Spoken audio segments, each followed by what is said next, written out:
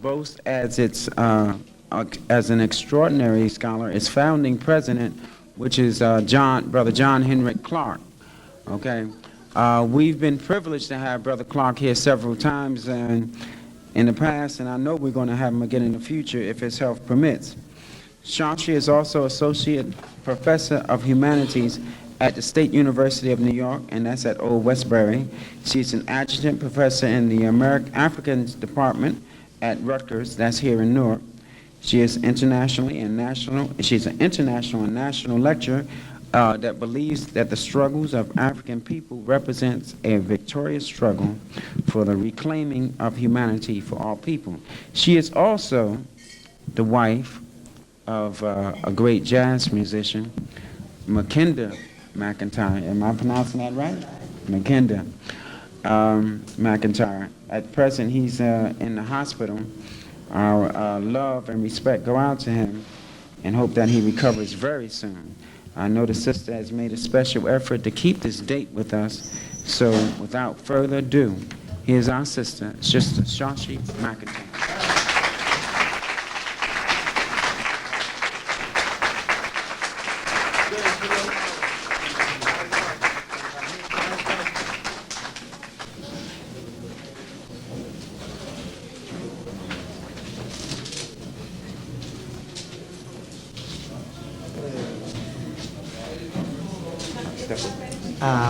Just a chair in the front. No, I move around. Then I'm going to put this a little closer to the front so I don't have no problems with my technical man over here. Put it, if you're going to move.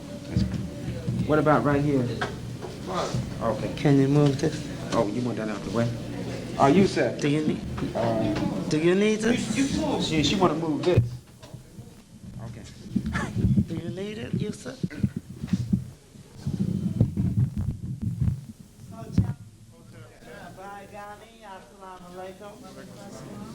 Peace unto you, my brothers and sisters. May the ancestors bless me with some wisdom. And if I don't display any, it's not their fault, and I'll study harder and come back. Is there someone here who will admit that they're older than I, so that I'll have permission to speak? Okay, thank you. I've had a strange week. As he said, my husband has contracted diabetes, and that's worrisome. And it's worrisome because 1 out of every 10 African Americans has diabetes. A Native American tumor, the entire tribe has diabetes. I also have lupus, which Black women are the #1 next to Native American bearers of these diseases.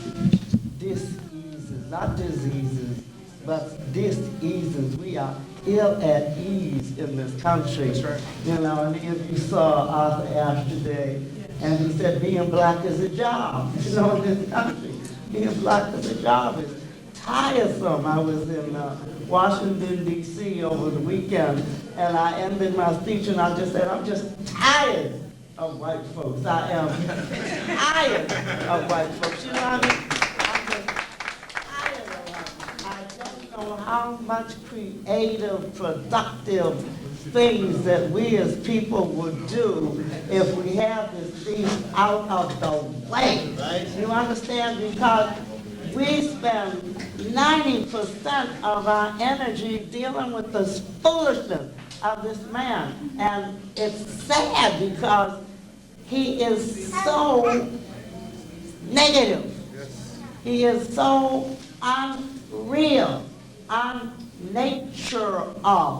I know, you know, he tries to make you think natural is what he says, but natural has to do with the brother asked me where you asked me about the mounds all over Africa, all over here. Mounds represent woman, and you know, and our cultures, our African and Native American cultures, understood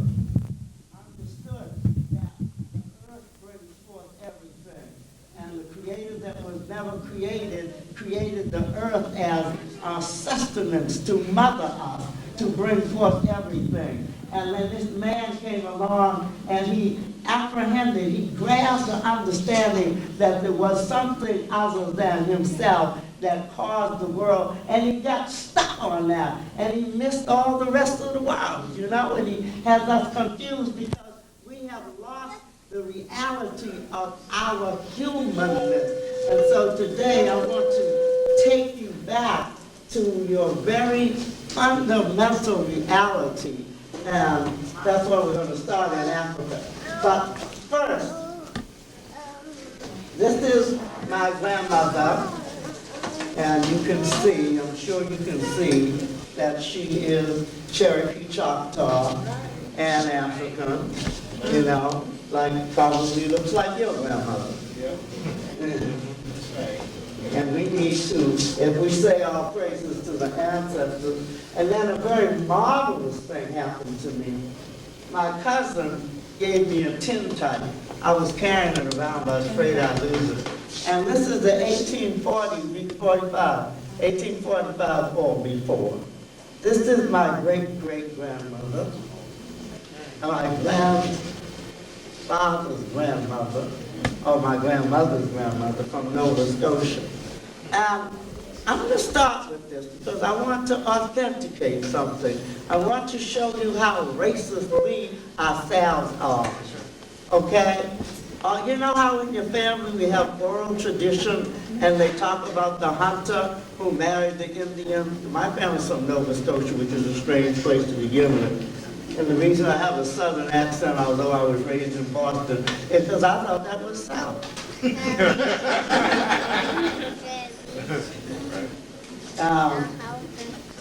My cousin, I went to visit her, and she had this little tintype.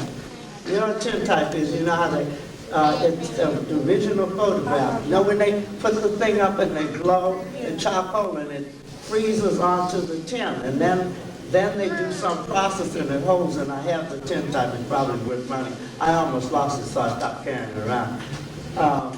But I had it reproduced, and you can see much better. Now this is the racism, the internal racism. As they said, my family's very light on my grandfather and grandmother's side from Nova Scotia. So when they talked about the hunter, I always figured the sucker was white. Right? The hunter coming up the St. Lawrence River married this old Sioux woman, right? Lakota. And I always figured, another racism, that she would have these buckskins that I'm spending all my money to be authentic. And you can see this babe is dressed down. She ain't got no leggings and feathers in her hair. She looks like she came right out of the Baptist convention.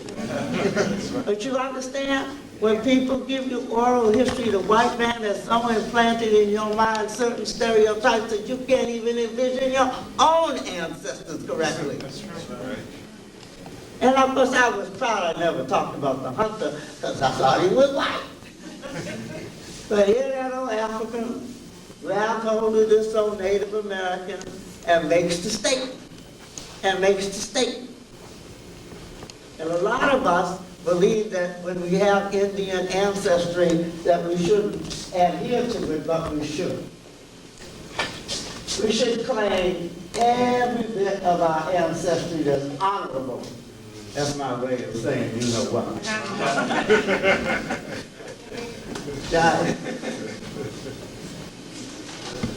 We don't have to validate racism and racists. Okay? Now, you see, the white man will tell you the truth, and he doesn't tell you the truth because he wants you to know the truth. The white man tells you the truth because he wants to get some money, and he's competing with somebody else. And because they're so competitive, sometimes they have to even resort to the truth to win the battle. Most of the time they lie, you know. But he will tell you the truth. Now here's the debate, and they try to make humanity begin in Europe. You know that, right? With the Neanderthals and stuff, you know, they have this thing, the way we were. And they picked on Dr. Jeffries for calling them ice people, and they finally admitted that early man was black. And then the anthropologist said humanity began here. And then the geneticists and the biologists, see, they all competed. So the geneticists and the biologists got into it, and they got this fossil, and they traced every single human being in the world back 200, 250,000 years, and if you know they admit to that, it probably is twice as long, back to here. So our problem today is to figure out, when they tell us Columbus discovered America, Columbus discovered America.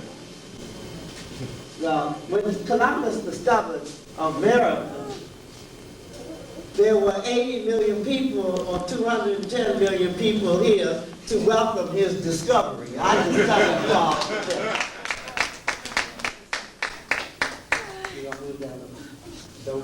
Don't break up my ancestors.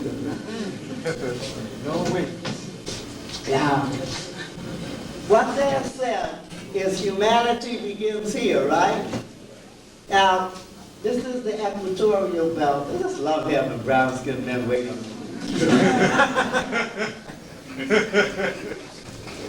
Humanity begins here. 5 billion people in the world, all their genetic breakdown, it only can be traced through the women's system. Right. Brothers are just contributory, but sisters are necessary. You can only trace humanity through the outer shell of the DNA. You know, and they've done this, and everybody traces back here. And what we want to do is get to my ancestors. That's what we want to do. And we want to show their Africanness. I'm going to give you the divergent stories that they give you, and I'm going to show you how Europeans lie. And I'm going to use their, I'm going to use their works to show their lie. Okay? Original man was a short, black, long arm, and 6 feet arms, big butt, thick lips, thick nose, nappy hair. That's the original human being 200,000 years ago. That's the original human being. Either the bushman who is brown or the quote-unquote pygmy who is black. That's the original human being. He starts off with strong muscles and strong bones and nice wide nose to displace heat and nappy hair to absorb the sun. Okay, and he starts off in the equatorial belt. And then, being a typical brother, he has to go roaming. And the sucker roams up here and gets lost. Of course, he takes some babes with him. And he gets up here, and you know how when you come to Newark and stuff, if you've never been over here, it's hard to get over here. And you finally get here, but you don't know how to get home. That's right. So he got up here in this cold area. He went all past this nice Garden of Eden that the Creator, who was never created for him, where the bananas and the mangoes and the coconuts fell right off the tree, and the fish came right off the shore, and you didn't have to kill anybody to survive. You just didn't have to wear clothes because you're on the equator, and you were in the Garden of Eden, all around the equatorial belt. You got pineapples and olives and figs, and you know, all around the equatorial belt where white folks go for tourism now, because they've discovered it's a hip place to be. Now that they're taking us out of there, they want to buy it all up. My husband's Jamaican, see. Okay?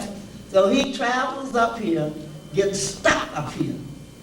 Now, some of the hip brothers said, I ain't going. Some stayed here. Some got up here. And they got stuck up there for 100,000 years. 100,000. You go sit on the ice for an hour and see what it's like. They got stuck up there for for 100,000 years. I call myself organized and stuff, but I'm the most disorganized person in the world. Okay. 100,000 years. And in that process of sitting on the ice for 100,000 years, he lost his skin, right?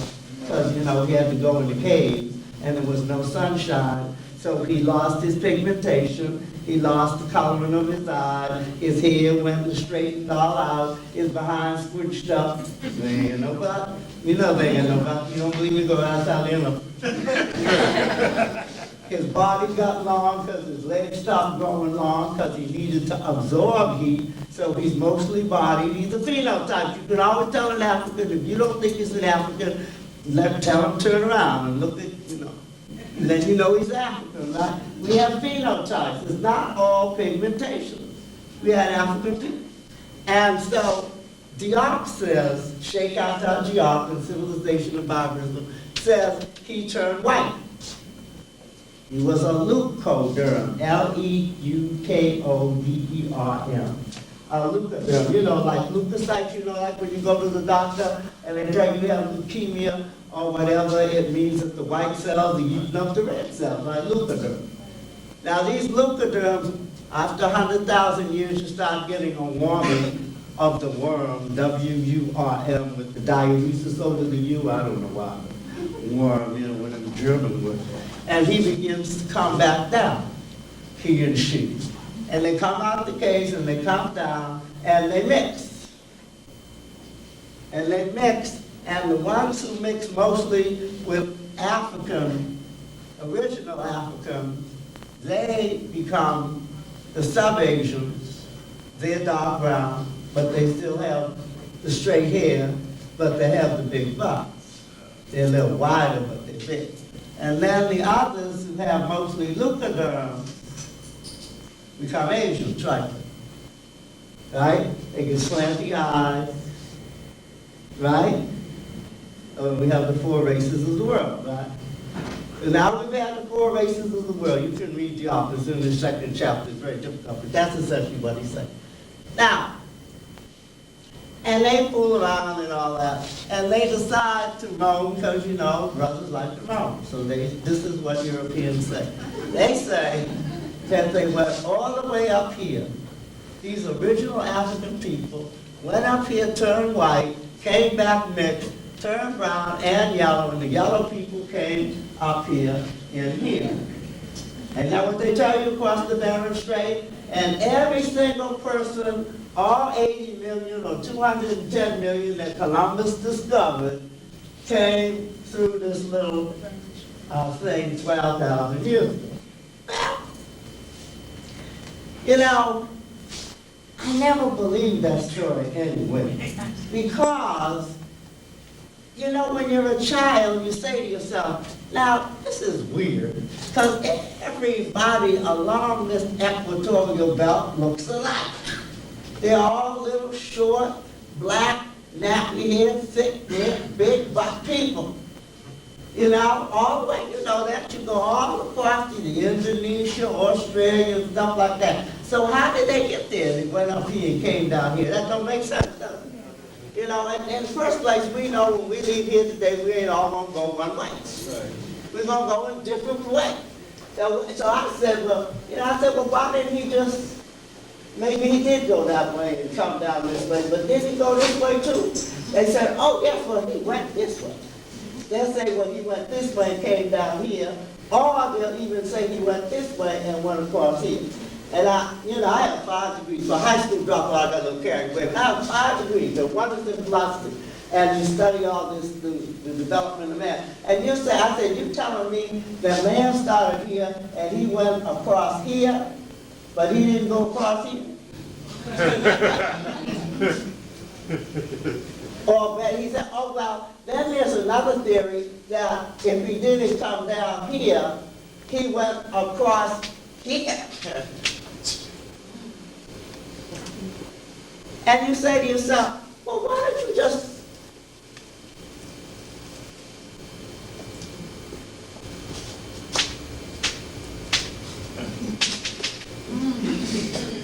and you have to say to yourself, why this route because Columbus discovered America. And once you have made that lie, the dogma, the canon, then you go about and develop crap that you teach people. And that's what it is. It's just pure crap. It just doesn't hold up in any kind of logic. And let me show you. There's no fossil evidence up here that's older than the fossil evidence down here. They have evidence down here 47,000 years old. And up here, at best, it's 28,000. So now you want me to believe that my ancestors came in this way, left no remains, carried them down here, kicked up brownness on the way because they lost it coming in, right? And somebody says, well, how do you know that they see the reason Columbus called the people Indians was because they were dark. He wasn't going to India. Columbus was going to Japan. Columbus was going to Japan. Read his diary. He was going to Cipango. So we should all be called Cipanese. But we're called Indians, like the subcontinent of dark people. Indios means dark. The Taiwanese are called Indians. Indonesians. You know, I mean, you got Gloria Walker and all these intellectuals. I'm so glad I didn't go to college till I was 36. I never got to be intellectual.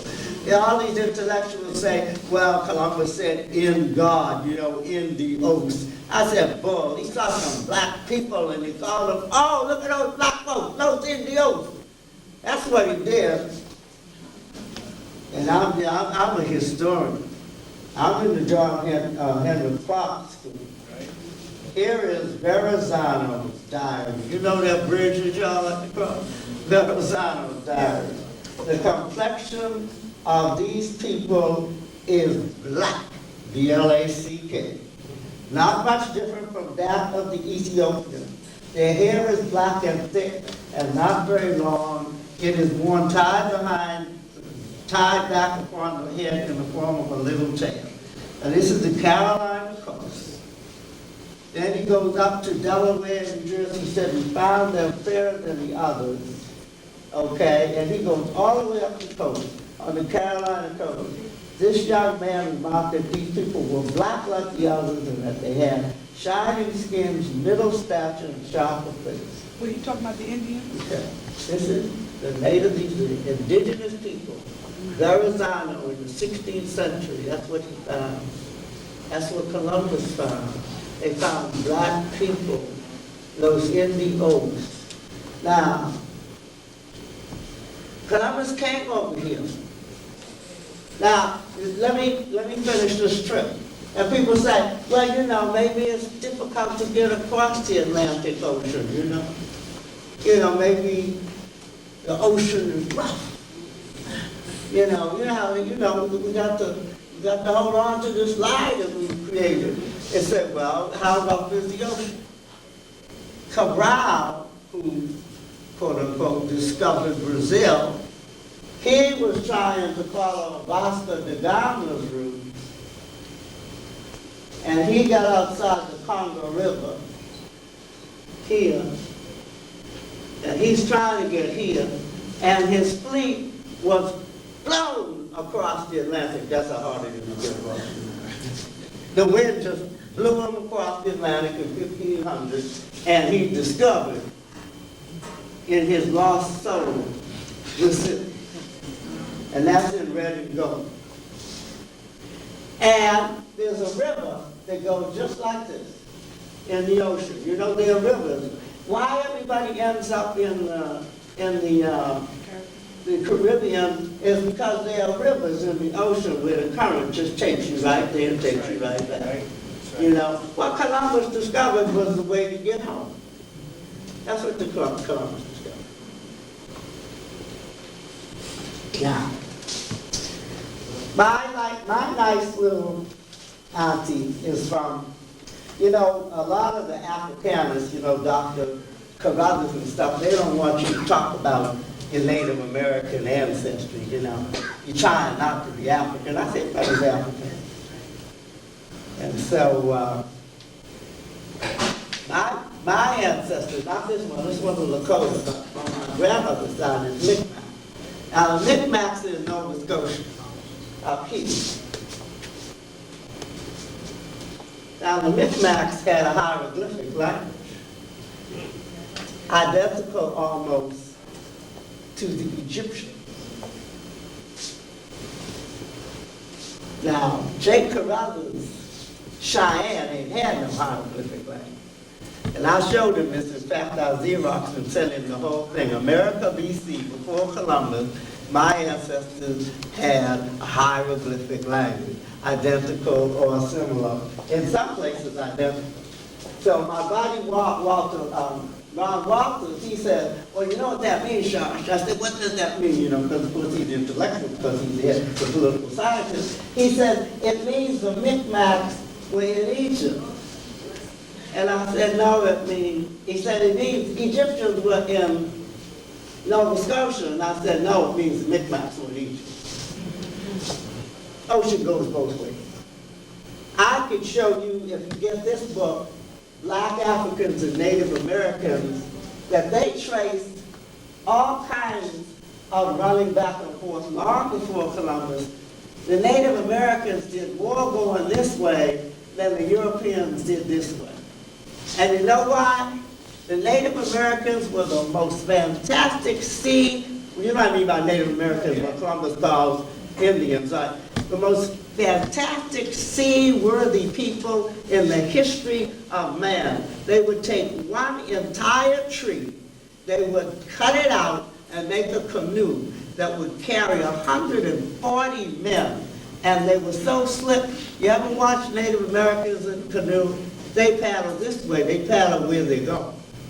Everybody else paddles this way, they don't know where the hell they go.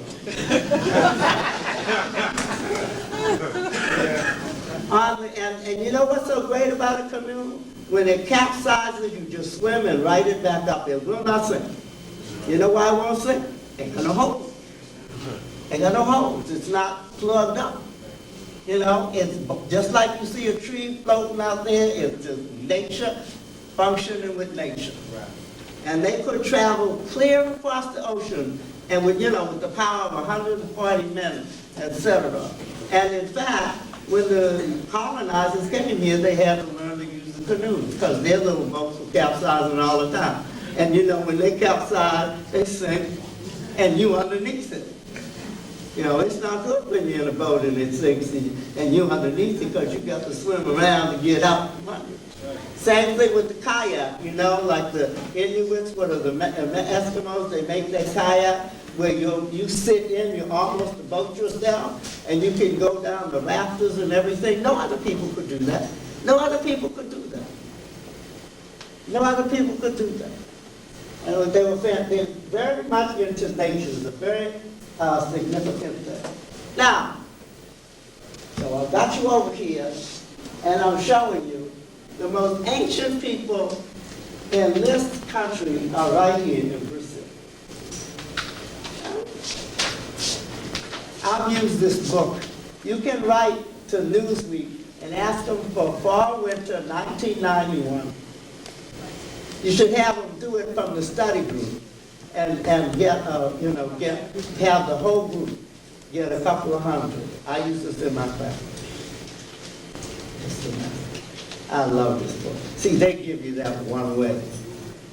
And then, but they have to argue about it because they even give you the date. 22,000 here and 47,000 here, 45,000. So what they do, clean up all their debris along the way. You know what I mean? Like, you know, what do you do with that? And they write. Well, let me show you. Even when they tell the truth, they lie. Here it says, the question said, determining how and when people first got into the Americas is the quest of the Holy Grail. The quest is hampered by the antipathy, by the dislike of finding the truth. See, Europeans do not do research to find the truth. Europeans research to reinforce white supremacy. And whatever they try to do, that's all they do their research for. And I say that, and I can even document it. It said, despite evidence such as metalcraft, that's the thing in Brazil, and sites from Canada to Brazil dated as old as 47,000 years, the theory has refused to die. Despite the evidence, the theory has refused to die. You know, there's a theory that the bumblebee can't fly. Did you know that? And they made those great big bombers as troop carriers, because I've been in a couple. And that's the theory, you know. Instead of saying the theory is untenable, they say, no, we'll hold the theory. The bumblebee's wings are too small to carry its body. Hey, what you doing up there? Don't you know you can't fly?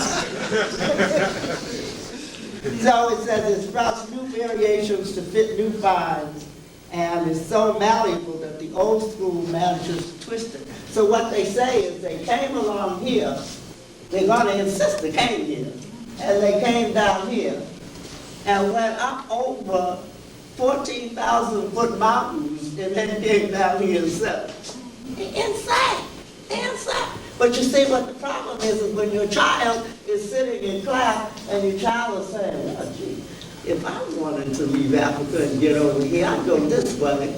And he's only 5 years old, and you say, no, they went this way. Or they went to, your child is looking and saying, you know how your child is saying, it seems to me, if I wanted to get across the street, I'd go with the shortest corner, you know? Right. And the child is fighting reality, and you're feeding him lies. Right. You know, like the Easter bunny don't lay no eggs, you know? Bunnies don't lay eggs. And you take him to the store, and you buy him a bunny, and bring it home, and he say, you got the wrong bunny. If you were white, you'd have got the right bunny. He's still, you know, because he's believing a lie. Check this out. Some researchers, that's the people that are educated, say they keep quiet about finds, which is they keep quiet about the truth, that may undermine the dogma, that's the lie, for fear of being denied grant money doled out of the old school. So now, if they're going to say whatever, they pay you to say. And what they're going to pay you to say, the people that have the power, is the white supremacy. But if you know the truth, and if you're doing your work in this study group, the minute somebody says 47,000 years, their people are here, bam, your brain should say, well, they had to be Africans because the Neanderthals were still roaming around in Europe 35,000 years ago. See, if you begin to get the truth, the minute somebody tells you a lie, you'll say, that don't work. That don't work. But you don't have to believe me because I know how you all are, and I know I'm black, and I haven't brought anybody white to validate what I've said. So let me read it in the book here. We will have become liberated when John Henry Clark and Len Jeffries and Chelsea McIntyre, etc., are more credible to you than Yale. Yeah.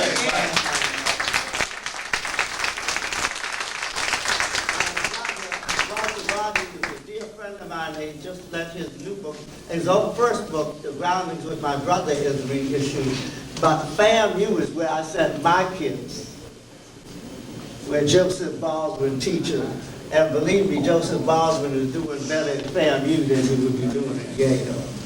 I mean, we have to really get up with that. But if the oldest date is correct, he's saying the 47,000, wrote Brian Fagan in Archaeology magazine. You know, that's a scientific magazine. You know, that's real. This is just Newsweek. That human beings were living in the New World at a time when Neanderthals flourished in Europe. See, you don't have to believe Shashi. You don't have to believe little primitive Shashi with her two, primitive background. Bam, your brain should say that all the time. Your brain should say, everything the white man tells me is a lie. That's what my brain says. Everything the white man tells me. But this year, 1992, much of the sprinklings of the truth are going to surface because we're competing. And we all want to get more money, and we're all going to do more things. But also because white people want you to know how to interpret the truth. I said, even when they tell the truth, they lie. And listen, because my students said, well, why do you think they put this magazine out? What do I do with it? You know, why do you think they put a lot of truth in this magazine? I mean, for them, any truth is a lot of truth. Was Columbus a Jew? Oh, yeah. Oh, my, is that anti-Semitic? We'll talk about that. They tell you the truth about Vasco da Gama. You know how you read about all these great voyages? Columbus and his 4 fateful voyages. I'm going to tell you about Columbus's voyages. Da Gama's passage to India. They tell you he only got this far, and then he went back, and then his fleet went. And Magellan's trip around the world, Magellan died down here. His ships went around the world. His body is at the bottom of Tierra del Fuego. We say Magellan's trip around the world. Magellan died at the bottom of South America. Vasco da Gama ain't going away. He looked on the other side and said, oh, there's a long trip there. I'm going up there. I learned that Magellan circumnavigated the world. That's the word I think. Yes, it is. Circumnavigation. He ain't gone nowhere. You know, when you think about it, and then after Columbus made his trip, he got back, and they made him Admiral of the Ocean Sea. And you all sit there and say, oh, that's impressive. Who the hell is Admiral of the Sea? How many of you are veterans? How many of you been in the service? You're General of the Army or you're Admiral of a Navy. You can't get to sea to get up and fight nobody. Admiral of the Sea, think about it. That's as jive as you can get, right? That's like making me Queen of Newark. You know, see, they tell you this stuff, and you know, you need to raise your hand and say to the teacher, excuse me, but what does Admiral of the Ocean Sea? Is it an ocean or is it a sea? And what does Admiral of the Sea? Do you just say whales, dolphins, get up here and eat these ships? What do you do if you're Admiral of the Sea? That's jive. That's just pure jive. You understand what I'm saying? But we sit there, docile, never think a thought. We never think a thought. We never think a thought. You know, how does he call him Christopher Colombo? He was born Cristoforo Colombo. He changed his name to Cristoforo Colombo. Then he changed his name to Cristobal Colon because he created a colony. The first thing Columbus did was create a colony. He left 39 people here. One of my colleagues, white, said, well, they didn't have enough room because the ship got broke. I said, he took 27 of my ancestors back, 2 ran away, so he got 25. So he could have left only 13 here. He left a colony here. He came to find a colony. Why was Cristoforo Colombo looking for a colony? He left Spain the day after 100,000 Jews were expelled. Was Columbus a Jew? I don't know. There's a whole book by Badari Aga that charts enough evidence to suggest he could as easily have been a Jew as anything else, because you can't find anything on Columbus. You can't find his birth certificate. He knew Sebastian Cabot, whose name was, I forgot. And he knew Verrazano, he knew Cabral. Were all these suckers Jews? That would explain all this major exploration, because who were the people who needed a homeland? Jews. Everybody else had a nation. Who were the people being kicked out of Europe? Everybody else had a nation. You know, why don't we do some anthropological studies on those people? And I don't mean this negatively. But it seems to me like the Muslims had gone back to Africa. The Portuguese had gotten Portugal. The Spaniards had gotten Spain. They wanted to be a nation. Nations are emerging. The only thing that made you a nation was your religion. You were either Islamic nation or a Christian nation. Well, you can't be a Christian nation with 100,000 Jews in there owning everything. Right. And you need money, so you kick them out and steal all their money. Teach. Luis de Santanjo was Columbus's benefactor. He financed the slave trade. I have a 40-page paper that was in the City Sun on that.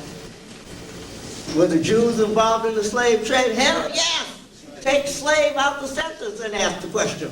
That's what I told my friend. Take slave out the sentence. He said, what? I said, take slave out the sentence. Were the Jews involved in the trade? He said, oh. You know what trade Jews ain't involved in? They've been the merchants of the world for 2,000 years. He said, oh, well, how much? I said, but that's not the question. You are now adjusting the question. There's a wonderful book, The Secret Relationship Between the Blacks and the Jews, by a young girl, about 25 years old. Let's do some homework. Let's do some homework. Let's check some of these things. Let's find out what our history is. Let's find out who these people were. There's another one, Fossil Findings. I had one here that talked about the ice people. It's in that thing that Dr. Jeffries likes to pull out all the time. Anyhow, it says the Iceman in here. It's not even that, it just says the Iceman. Did the Iceman discover America? Couldn't we be clear? Everybody is one of my students, a white student. 36,000 years ago. Researcher, first American Indian found. Every time I find one, it's the first. This one can't be the first. 36,000 years ago, even before the Neanderthals. All right. So the people that came over here, they were African people. The original people were African people. That's all I'm trying to say. They weren't Asians. And I'm not saying some Asians didn't come this way. You understand what I'm saying? I'm not saying that. I'm not saying some Polynesians didn't come this way. I'm saying 47,000 years ago, those suckers were African. And I'm saying that the most people in this hemisphere when Columbus got here, there were 14 million people in Central America when Columbus came here, and there were only 7 or 8 million people in England. And I'm about a vast wasteland. There were major civilizations. There were all kinds of pyramids. There was the Olmec. There was the Olmec coming from the Mayan culture. There were all kinds of, here's another one, Spain that Columbus left. There was all kinds of development here. There was a mound culture before I even get to the Olmecs. There was a mound culture. This comes out of Reader's Digest. Scattered across the eastern half of the United States are amazing earthworks built long ago by little-known people. When they say little-known, it means that the white folks know little about them. Only gradually are scholars learning about the strange ceremonial practices of the mysterious mountain and the serpent. The serpent represents all wisdom because the serpent reincarnates immediately. You know, it sheds its skin and keeps on going. Okay? There's nothing mysterious about it, only if you're European and you don't understand. But look at the kind of great culture they had with the pyramids and the steps and all that. Just like in ancient Kemet. So why aren't they ancient African? Then we have this. Remarkable of all remarkable things. The Olmec civilization, right? Olmec civilization, does that look like an African to you? But it's not an African. Because Columbus discovered America, so it can't be an African. This is a baby. That's what they say. This is the face of a baby. Face of a baby. Sorry, sister, that's what it is. Now, because Ivan Van Sertima didn't really believe these Europeans, he went and got the face of a contemporary Nuba from the Nuba Hills of Africa and put it right next to this white folks' baby in Central Africa. But just in case, now, before I do this, let me go back to my magazine. I got, this is the Jeffrey pattern, we'll call it going to the videotape. Even when they tell the truth, they lie. Okay, we're the standards that prove. Talks about the ancient civilizations here. And he talks about the Olmec civilization. This is fall, winter, 1991. When was that again? And it's Newsweek, fall, winter, 1991. Olmec. I know I'm black, and white people believe me, but black people won't believe me. That's right. Olmec, sometimes called the mother culture of Mesoamerica. The mother culture. Mother comes first, don't she come first? Okay. They devised a crude writing system. That means Europeans couldn't read it.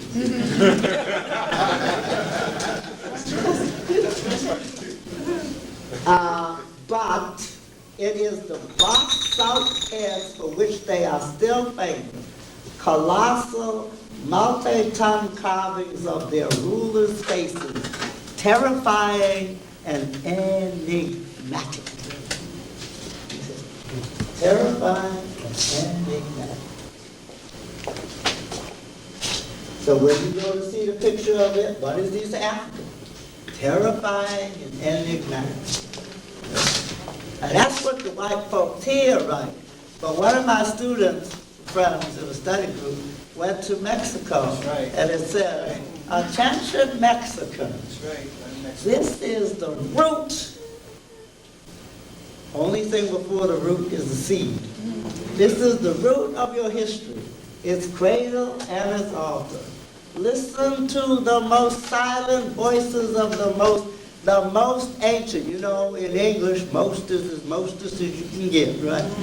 And they have most, the mostest is the mostest is the most. Most ancient culture in Mexico, the mother of the civilization of our continent, the Olmecs. Here's our African brother, and so forth on, right? Now, you're in class, and I'm your nice little white teacher, and you bring me this. Say, but this does not prove he's African. I mean, after all, this is just similar. You got them big, black, colossal stone carvings here. You got those big, black, colossal stone carvings here. You got those big, black, colossal stone carvings here. Did they cross the Atlantic? Hell no. Are you crazy?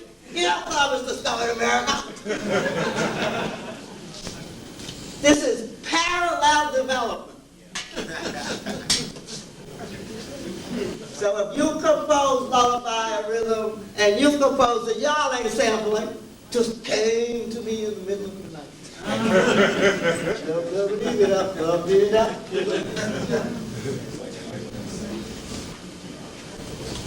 If you believe what the European tells you, you will believe the Easter Bunny lays an egg.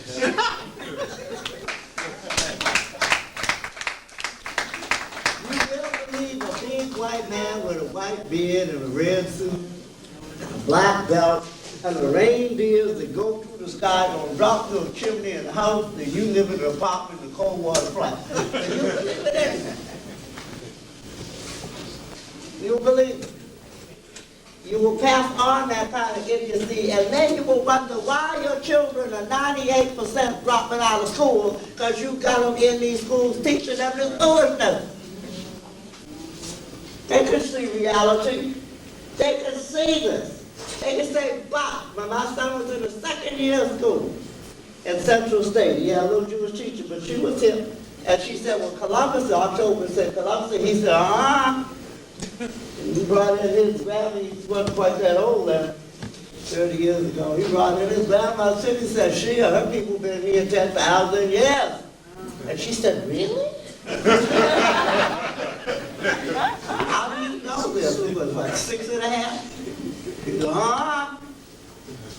I know my grandmother's West Indian, my other grandmother Choctaw Indian, I know I'm some kind of Indian. I said, that's about what you are, some kind of Indian. So I went up to the school and gave a lecture. But that was nice, because there's nothing wrong with not knowing. It's when you reject the truth that it becomes a problem. I don't blame white people for being stupid, because we're all stupid. But when you're faced with reality, don't come giving me a lot of, it's just tiresome. It's just tiresome. You spend all your time. One of my students just drove me crazy last week. Nice tall sister, probably should have come. She said, do you have documentation that Columbus didn't discover America? I said, what do you say? And we had this magazine. I said, what do you mean? She said, well, do you have documentation? I said, you mean, do I have something that a white man wrote? You don't think my 5 degrees from the white man is enough? How long do I have to study with this man before I get to say it myself from my interpretation? How long does the black community expect your people to study, reinterpret, come to you? We don't ask you to believe us. We ask you to look at it. Does it present the truth? Is it based in reality? Does your innate logic validate what I'm saying? I'm not asking you to believe nothing, no bunny with no eggs. The reason the bunny, they couldn't use a chicken, because a white chicken would be kind of sick. Wouldn't it be kind of sick?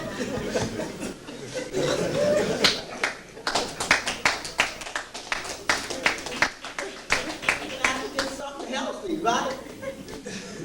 A polar bear, what else is white? So why do they pick the Easter bunny? What else is white?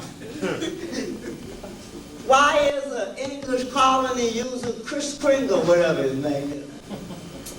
Ain't even English, because he's white.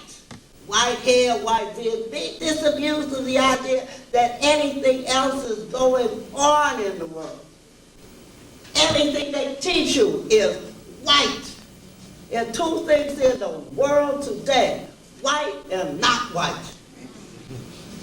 And if we not whites don't begin to get it together, we're going to end up like these people.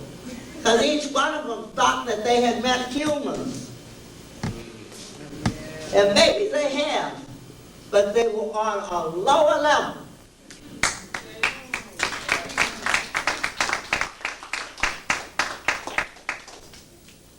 And that's not a racist thing. Let's go back to the video. Let's go back to the video. Should it go to the video? No, let me go to Columbus first, because I missed Columbus. Now, Khalil remind me to go back to the video. People tell you that Columbus and the rest of Europeans enslaved you because you were black. Full. Europeans enslaved people. Got that? That's right. That's a sentence. Europeans enslaved people.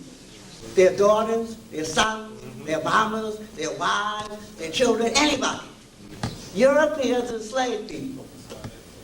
That's their history. Read the Bible. Read the way they interpret it. Slavery is a valid, in fact, in the Talmud, see, because many of these holy books that you think are holy, they did not come out of the ancient religions. Right. They are European adaptations.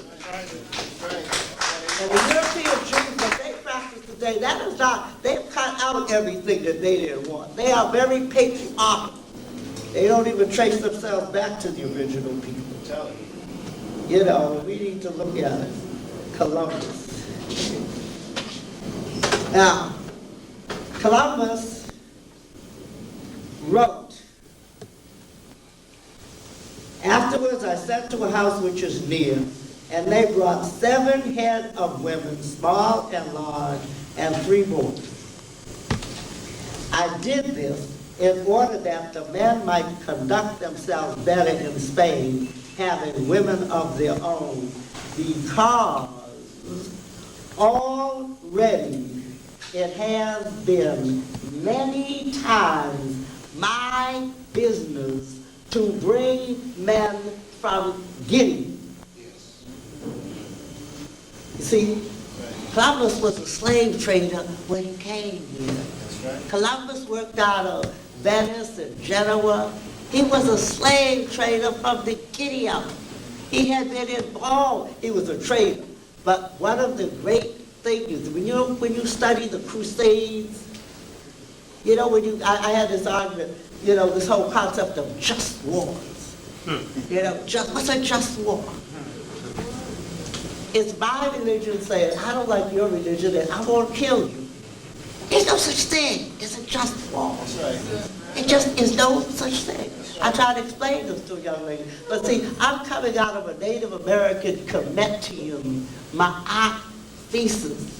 All things that the Creator made is sacred. You are not endowed with the right to kill anything. And when you do, you have to do it in balance. And it has to be only for your sustenance, which when you die, you want to give back to the earth. You're not endowed with the right above a Creator to go out and kill one thing.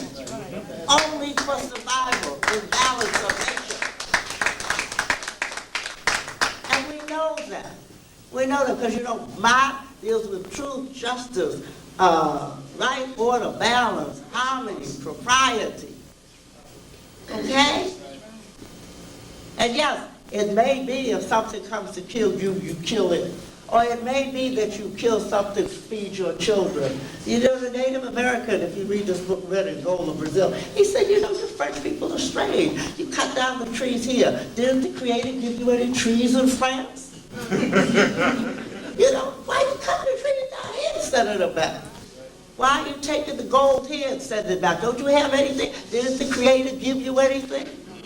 They said, well, you need to stockpile it. He said, no, for 7 generations, the Creator has given me everything I need. I have to assume that for the next 7 generations, the Creator will give everybody else everything they need. Because I am living within the balance of relationships. And I understand that I am here as keeper of my place in this cosmic universe. Not as dominion over. The dominion that the Creator gave you over the animal is the animal in you. You know, we're all mind bodies.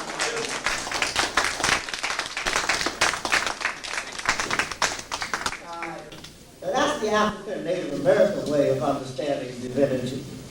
What is the European way of understanding divinity? Well, the Spaniards that prove. Even when he tells you the truth, he tells you the lie.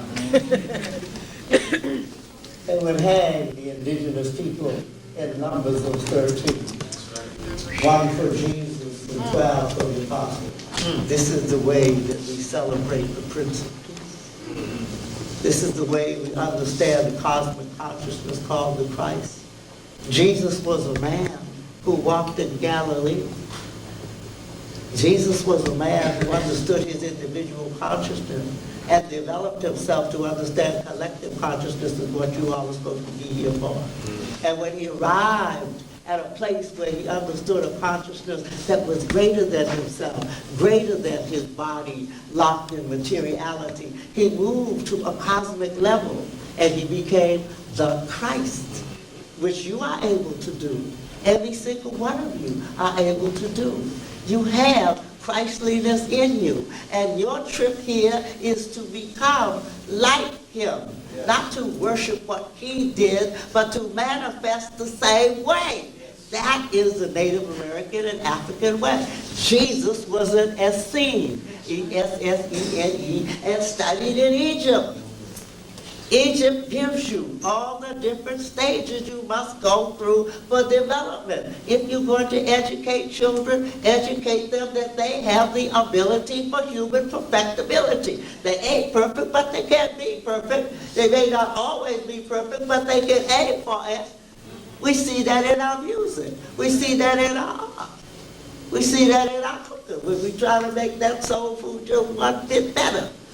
It is axiomatic that you can always be better than you are. You be and become. And the European, he just means, I am that I am. That's not us. I am because we are. We are, therefore I am. When we aren't, I am. That's right. And we don't understand that anymore. We are the African people. That's right. You understand? And that's our biggest problem. Because we're out here following the beast. This is the beast. And what does he say? Were the Spaniards that cruel? There were 80 million people here and he only killed 70 million. If only for economic reasons, the Spanish cared deeply for the welfare of the natives. Genocide, in fact, may be the unfairest of all the accusations leveled at Spain. If, you know, they tell the truth, they always lie. If the term is used in its proper sense to describe the intentional, systematic eradication of a race. Well, if you get the series of books put out by Smithsonian and stuff, you will see Europeans systematically destroyed Native Americans. They systematically soaked the blankets in smallpox. That's right. Native Americans didn't die from natural, sure. Some of them had diseases. But the Europeans would sell them deliberately, smear the blankets with smallpox, pus, and sell it to the people. And Native Americans, being innate vegetarians and stuff, did not have an immunity system to deal with that, going back to why we have lupus. Did not have it. Lupus is a breakdown of your immunity system because you're diseased. You're ill at ease. You cannot get yourself back together. I have lupus, but I don't use medication. I try to go back into my ancestors and deal with it. Hello. You know, they killed me 4 times. I must admit they killed me 4 times before I decided that enough of the beast. Enough of the beast. I went on the other side 4 times. My ancestors said, the next time you come, we're going to keep you.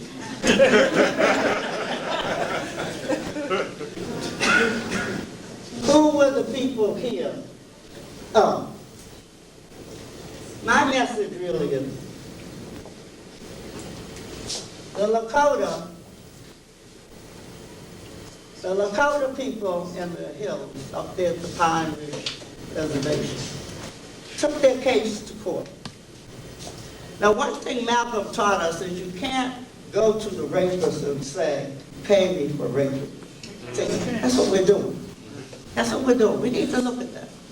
So the Native Americans took their case to court, and they won. Maine, just the peak one of them. They won, and the Supreme Court of Maine said, well, yes, you really have title to 3/4 of the state, but it would create such a hardship on the white folks here that we're just going to say no judgment. You win the case, but no judgment. You see, that's hypocrisy.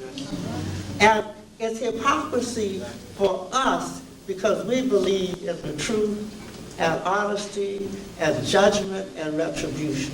But the European believes in white supremacy. That's right. And white supremacy is built on the concept that humanity is a mistake in the world because of original sin.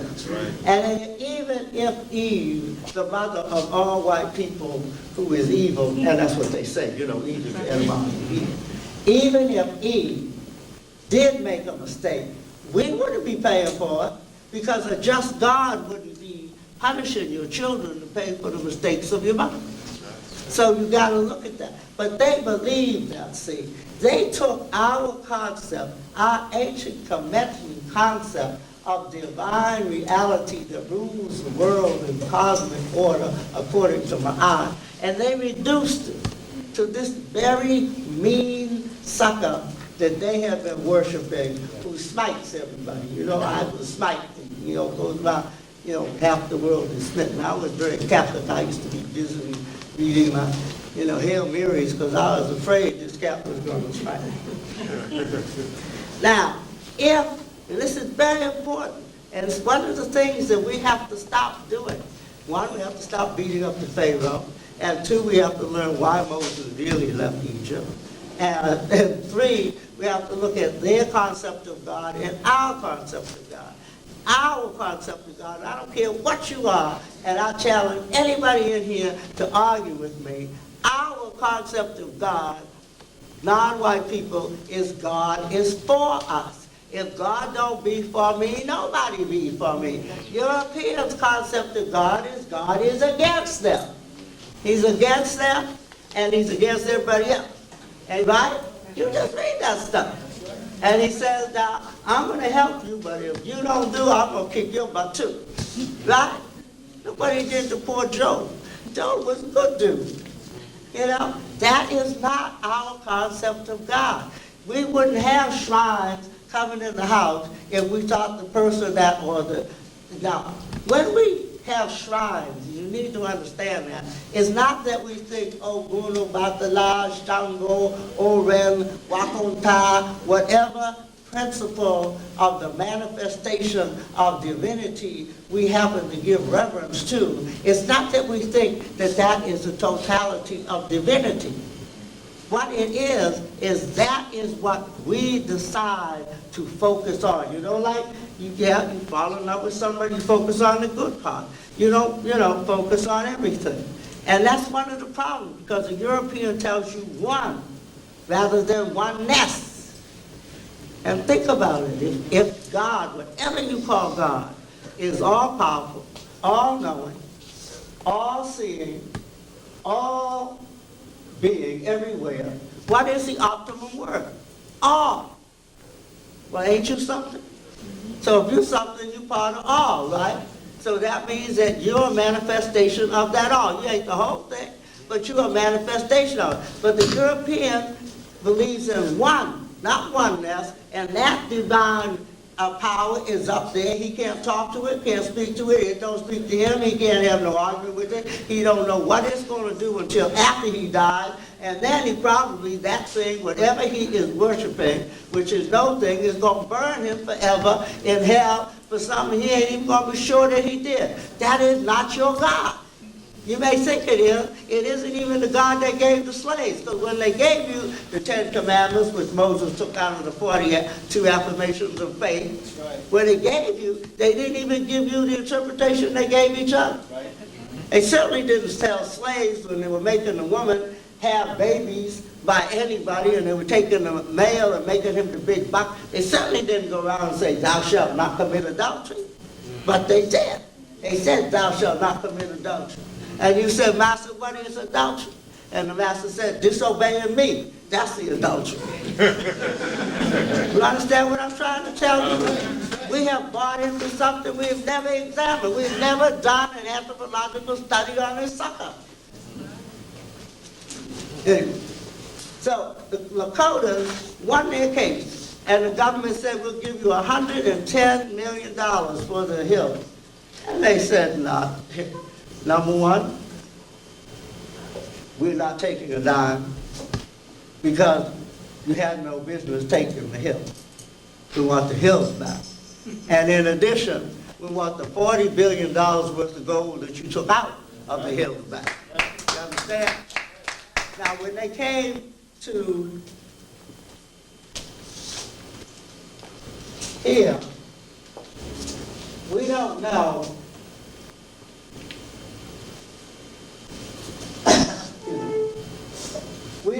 much European history. But right here in Nicaragua, up in Bolivia, there are silver mountains. Now, Europe was land poor, people poor, and resources poor. And they did a lot of trading. And that's why they used people, because it was the basis of their wealth. They traded people. Out of the Crusades, they traded people and all that. And you know, they tell you the Crusades were for religious purposes, but you know they weren't, because they went and stole everything they got their hands on. And then the last Crusade, where they used the children, they then put the children to slavery after they had them fighting. You need to read European history. But here in Bolivia and Potosi, P-O-T-O-S-I, they mined enough silver to build the bridge if you wanted to from here all the way back to Spain. Now what that did was it introduced a standardized world economy. A standardized world economy. Get this book called Indian Givers, How the Indians of the Americas Transformed the World. Now, see, you have gold, but not enough people have gold, but when you bring silver, you can have a little coin. And so then you could say, this slave is worth 10 talents, right? You standardize. You cannot study the Industrial Revolution unless you study the Americas, because the introduction of silver as a world economy standardized the market. You got that? Okay? The Europeans had no stock companies. The Hudson Bay Stock Company that introduced sperm and all this suede standardized the market, created the first stock company, made felt so poor suckers could walk around with hats, because up until that time they used to wear beaver skin. Introduced rubber so that you could have soles on your shoes. Introduced leather, rubber, chicle, gum. Introduced potatoes, and then relieved Europeans from famine, from wheat farming. But what was more, potatoes are not a high-intensity crop, so it relieved the workers from the feudal system so they could go into the factories to help produce the 2-inch cotton that the Native Americans here produced. Old world cotton is the half, that old rough cotton and shit. 2-inch cotton that was almost like silk, introduced that, and we know what cotton did, right? Cotton created slavery, and slavery, so you got that? You got the silver, you got the rubber, you got the potatoes, you got the furs, and you got the stock company, Hudson Bay Stock Company. And all of that was built by what? Our other ancestors, the Africans, after they killed all the people here. And what does this say? The brutal truth is this: without the slave labor of 10 million Africans, the Americas would not have been developed. Introduced tobacco too, okay? Introduced them. Now, here's the case for reparations. Here it is. Without the slave labor of 10 million Africans, the Americas would not be built. Here's the case for reparations. But you know why we can't sue for reparations? Because y'all think you're black Americans. When they say Africans, you say, oh, no, boy, Africans. I know Africans in me. But if we knew we were Africans, like the Japanese sued for reparations just for 50 years ago, and the Native Americans are taking, and even the Jews who owned everything. See, I like the Jews. Nothing makes you a Jew. Not your religion, because some Jews are atheists. Not your language, because some Jews don't speak Yiddish and don't read Hebrew. Okay? Not your race, because some are black and some are white. What the Jews are dedicated to a history, tradition, and culture, and if you attack it, even those who are passing for Goya will jump on you. Even those who are converted like Liz Taylor will jump on you. We should have put them down. We should follow them. We should become Africans. They took Africans out of the Americas, Africa, and brought them to the Americas. And they enslaved them together, the African and the Native American. They started slavery with the Native American. It took them over 4,000 a year to Spain and Portugal, some places. And at the same time, they were bringing Africans to Europe. They enslaved us together. They intermingled us together. All the Caribbean people who think they're pure, they didn't bring any women over here. They brought mostly men. And then when they would have the fights here, the Tecumseh Wars and the Prince Philip Wars here, and they would only have the women and children left, they would ship those women and children to the West Indies, and they would intermarry them. The first generations of Jamaican, Haitian, and Barbadians are African Native Americans, just like one. You know? That is our history. We own both of these continents. We have our blood in both of these continents. And when we know that we are African people, like the Jews knew, with all the money and all the education, they still didn't have a nation. They had no voice in the world court. They had no voice in the world court. And so what did they do? They went and got a nation. All right, we can fight about it, we can yell about it, but if we don't understand we are African Americans, we are Africans in the diaspora, we can't bring our case to the world court. That's what Malcolm tried to tell you. That was the problem with Martin. Martin was trying to tell unlovable and unloving people that we ought to love them. And they said, hey, you know, Malcolm said, love yourself first. How you going to love your enemy who's killing you and you ain't learned to love yourself? How you going to learn to love yourself if you haven't developed a nation? You can't develop a nation until you educate your children into how to be a family and a community. That's right. It all goes back to very fundamental steps. You can't be a people until you know who you are. You can't know who you are until you study your history. You can't study your history of books. You got to study it by manifesting. In order to be an African, you got to live like an African. You have to live the collective way. You have to manifest, because you have to become responsible for your children, child-centered, for your adults, adult-run, for your elders, elder-ruled. You got to make men significant in the black community. You got to stop letting them be 60-year-old boys. You got to bring them into the world.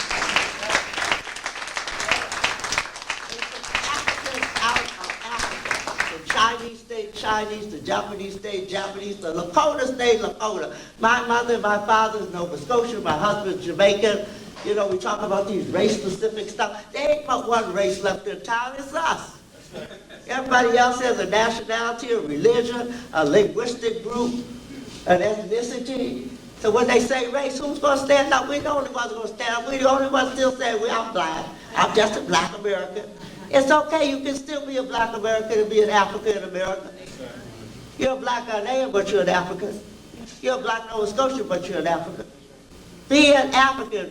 You can't be up your mighty race unless you know what your race is. You're an African people, the parents and mothers and fathers of all humanity, civilization, science, philosophy, religion, but ain't gonna do you no good. And you can't, when you read this and you say, isn't it terrible the way they put those people in those ships? Not our people, not our ancestors. And the last thing I want to say is that when we get this concept of nationhood, and quite frankly, I'm a separatist, I want 5 states, but you know. When we get this concept of nationhood, and we come together, get my little trick because I'm following. Yeah.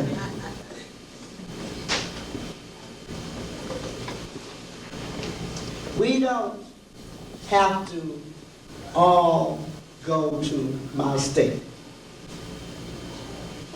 Some of you can fight for your vote if that's what you want. Do you know in South Carolina and Georgia, 40,000 freed slaves right after emancipation and just before emancipation. It's in a book called Reconstruction by Eric Fromm. 40,000 freed slaves received 400,000 acres of land. Now your ancestors, right out of slavery, knew that you gotta have land to have a nation. Okay? You gotta have an African society built on the respect of the elders. You gotta have sisters understand you cannot any longer take full responsibility for raising children. You have got to find some brothers. I'm not talking about lovers. I'm talking about fathers. Children need fathers. You cannot have a family with just mothers and children. children get mad. I had the best mother in the world. I got tired of her. I got tired of her. She had no brother. She had no sister. She had no cousin. There was nobody who could tell, like, do the right thing. Nobody. Nobody. And at 16, I was 5'5", and Mama was 5'2". And sister had gone to college, and brother had gone to college. And little Thuggy was still home, fighting every day in the street. And Mother said, blah, blah, blah, blah. I said, hey, I can take you. And it wasn't because I hadn't grown up in church. And it wasn't because I didn't have respect for my Nana who was 40 miles away. It was because my mother, in her fear, and there were many, she didn't want nobody abusing us, sexually or otherwise. You know, she's trying to raise these kids. My mother kept such tight control that I was in a prison. And I spent every day trying to break out. I went to all white school, and I was very bright. I was the blackest thing in the school. You see, light as you think I am, I was the blackest thing in the school. Me and this Chinese girl, Isabel Wong. And I fought every day white people in Boston, Massachusetts. In 1977, Boston, Massachusetts was still using in the black school 1 little nigger, 2 little niggers, 3 little niggers, 4. Still using those books. That's how racist the North is. I knew nothing, absolutely nothing about anything black. I knew Marion Anderson and Roland Hayes and Joe Louis, who I thought I was. I fought my way out. I got in as much trouble as any young girl would get into. My sister was middle class at Hampton. My brother was proper as hell in the paratrooper, and I chose the other way.